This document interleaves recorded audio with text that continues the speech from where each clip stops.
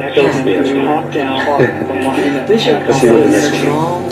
Jumbo, my name is Natalie from Los Angeles. I'd like to first of all thank you for all the work that you do. And I have a couple questions. One, I've taken the Flower of Life journal, and I was really interested in, you mentioned that people will not be able to ascend or get stuck or if they haven't done the illuminated heart or basically the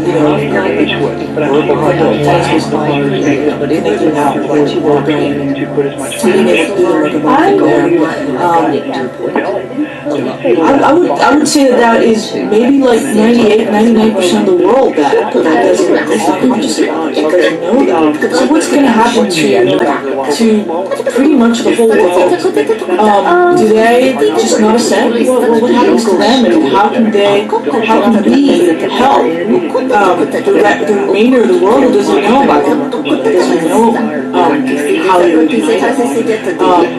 And secondly, how will people know? Will people automatically know? I know you mentioned in the audio that people automatically remember. Is this for everybody? Because if it's for everybody, then I would assume that if everybody's remembering, that they would remember that, hey, I have a Merkaba, and I need to ignite it right now so I can ascend. This is all so familiar to me. But it seems like, and correct me if I'm wrong, that people need to take these workshops in order to or know about resurrection or ascension to ascend. And so those are my two questions. And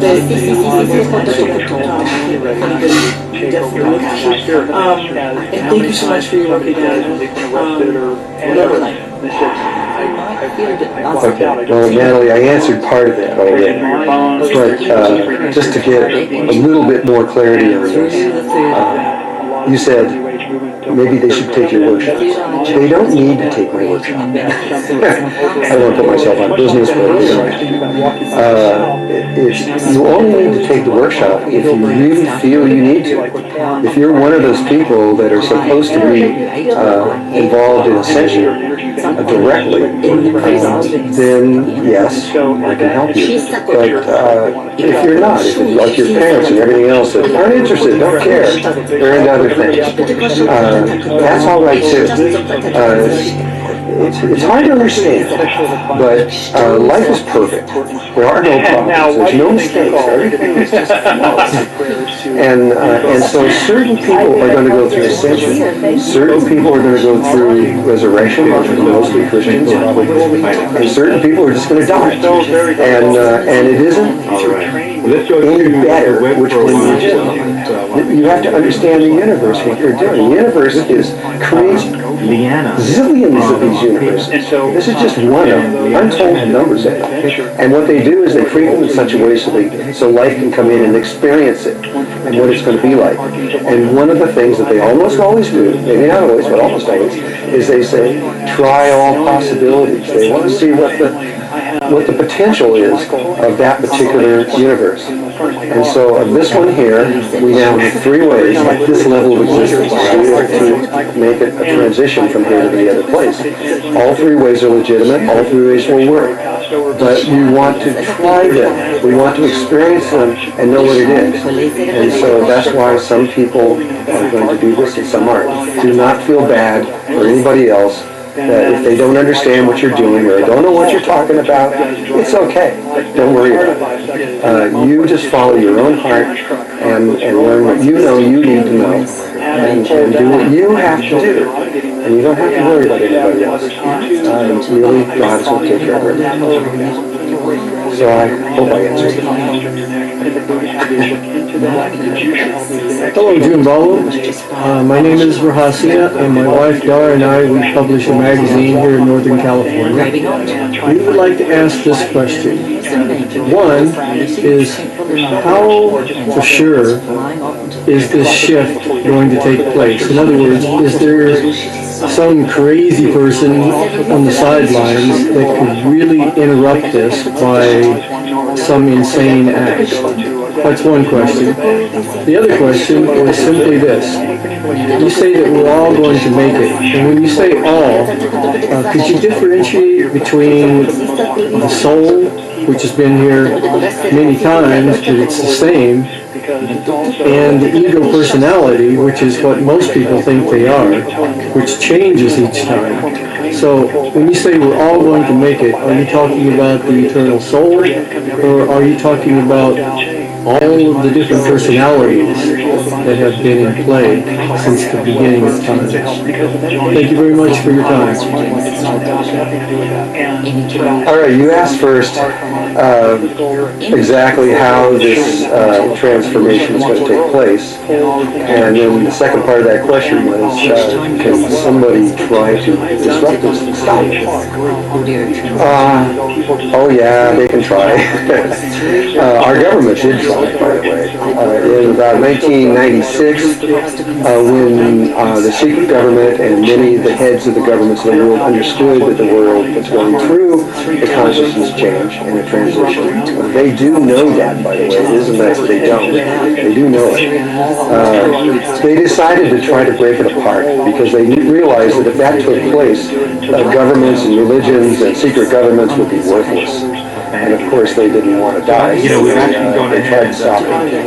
And what they did through France, they had a plan, and they calculated the axis of the Christ consciousness grid, or the unity consciousness grid is around the earth, which comes basically through Egypt out into Maria.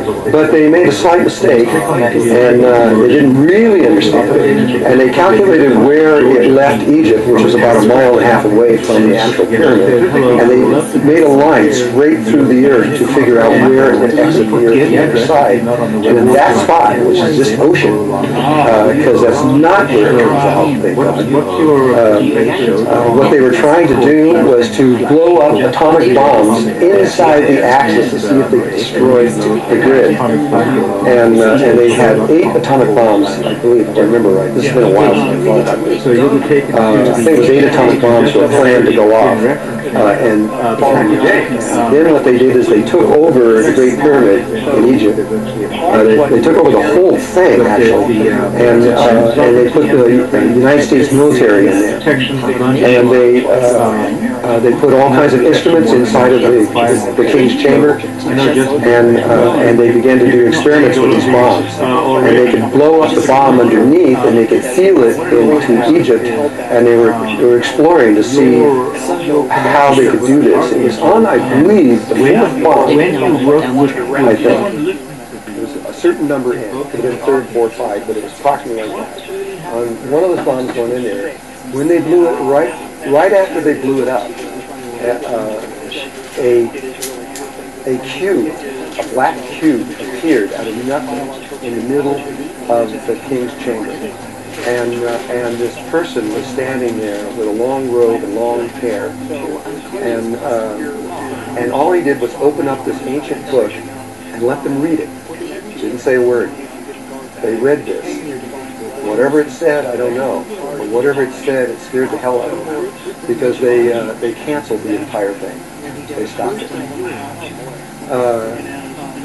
Mother Earth, on the other side of the equation, realized what they were doing also, and realized her vulnerability, and changed the shape of the grid in a very interesting way, based on Buckminster Fuller's the button ball, the pentagonal dodecahedron carbon molecule, and strengthened the field so strong that this kind of thing could never happen again. And so, yeah, it's the game, the polarity. You know, they're just the dark side is just as important as the light side. We are fulfilling our purpose through the dark and the light. And at any rate, it didn't work. And at this point, they've given up. And they're just going to allow this to happen. They're now just trying to prepare for the inevitable. And they don't really know how to prepare. It all has to do with your heart. And so if you don't have a heart, you still can't do it. So life will work with them. Life will find a way for them to get through all of this. But it's not our responsibility right now. Right now, we have to focus on ourselves and be able to make this transition, which is coming at us fast. And we really have to do this, and we will do this. You asked about the people, what happens to them in terms of when they left and resurrected. Was this their personality? First of all, people have different ideas about the word soul. The connotations for that are different all around the world. And so just many people say spirit instead of soul, and they mean the same thing. And some people, when they say soul, they're really talking about the soul groups, which we travel in groups as we move around the universe, usually on an average of about 30 each. And we move around like little bubbles with all our people in it, and we go to a planet, and then we shuffle the deck up, and one becomes the mother and the father and the child, and it gets moved around. We do this through experience. Well, the ego aspect is the soul's part. It's the soul's research in that world. They are researching different ways of being in that world. We actually have 8 ego personalities associated with every single person. So we don't know this, but we do. We have 4 males and 4 females. If you read the I Ching, you'll see it's made up of mother, father, 3 sons, and 3 daughters. They got it right. And so did the Egyptians when they talked about the same thing. There were 4 males and 4 females that are associated with our personality aspect. Our personality is definitely simply research. It does not survive except as memory. And as memory, we have total memory of those lives and what they were like, both as male and as female, as old males and young females, except in all various ways. And we have that. And that memory comes with us, with the soul, as a memory base. But it isn't what survives in what really survives. It's the soul itself, which is eternal, forever. Never, ever will die. I wanted to answer you about what makes it through ascension is the soul. The soul is going to take the body, and it will probably develop a new set of personalities in the fourth dimension. But even those personalities are going to be short-lived because we want to be able to. Okay, next one. My name is Sarah. Before we take some I have 2 questions. I just wanted to converse with you around one of your interviews. You told the story of man was allowed to collect all the properties of the indigenous people. And what he discovered was that they all tell a story of 2 races of people living in prior to my dimension. There will be people who are not compatible with your dimension. First wave will be the biggest one. They will die from something natural, something very big and something very rare. The second one is smaller, but they will know that they will believe, they will prepare for this, they will know about it, they will be okay. And the third one is the smallest, with about 100 people, and according to the story, they will become one with the entity. They will somehow unite and become one. And the rest will become. What can you tell about this story now? Has something changed? And the second question is, you told that this universe was created by Metatron, and the spirit who created this universe, and it is based on the principle of fear. Can you tell about other universes? What principles are they based? What is the connection between the universes? How much can we know about other universes? Can you tell more about it? Okay. The first question that you asked about is the Native American prophecies. There are 555 tribes in the United States, which is interesting. It's the number of unity consciousness in Christ. And the man's name was Harley Swift Deer. Harley Swift Deer was native, and he decided on his own to go around to, he didn't go around to every single one of these tribes, but he went around to a lot of them. And he also went around to the secret societies like the Black Widow Society and these kind of societies that are mostly with grandmother societies. And he went around and listened to their prophecies. And what he was doing was seeing what they had in common. They're not all exactly the same, but they're talking about the same thing. And so he was looking for those points that were throughout all the different levels of Native Americans. And what he found was that the story that you told, I guess it's been told so many times, it's not exactly right. I'm now going to tell it the way it originally was told. What the Native Americans believe is that when we get to this time, exactly where we are right now, that there will be 3 waves of people that will leave the earth before the actual ascension begins. And they will die. And so they're not going through the ascension process, they're going through the death process.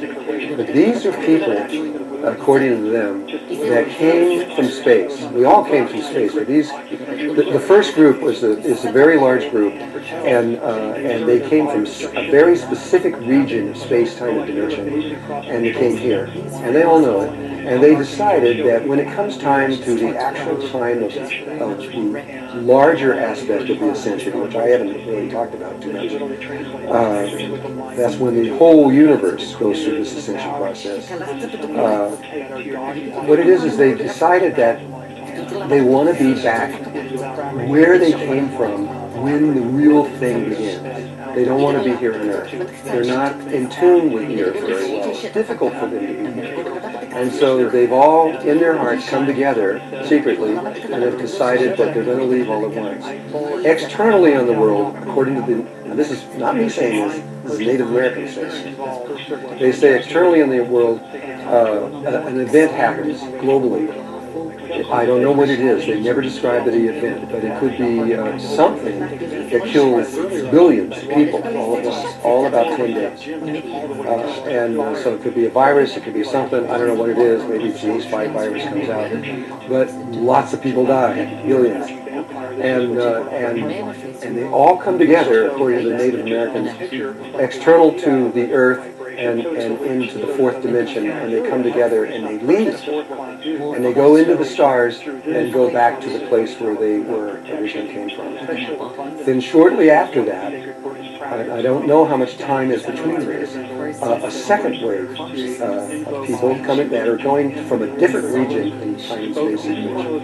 And the same thing happens. Another external event takes place, lots of people die, I don't know how many. And they all leave the Earth, they meet, and they go as a single unit back to where they came. Then they say there's a 3rd wave. And this 3rd wave they don't know where they came from. They just know they're not supposed to be here.